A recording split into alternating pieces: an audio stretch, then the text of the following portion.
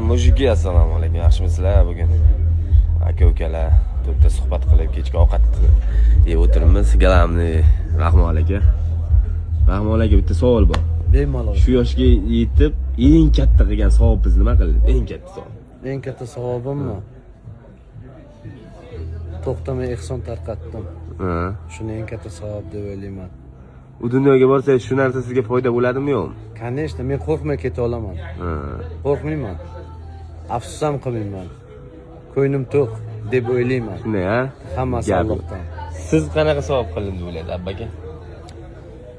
İnşallah Allah bilan Allah biladi bo'ldi. O'z bilan. İnşallah o'zim bilaman ha. Sanchi bu? Bizaniki ham shu. Nima?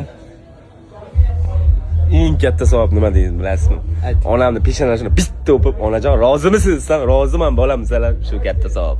Shunday. Mujiki. Alloh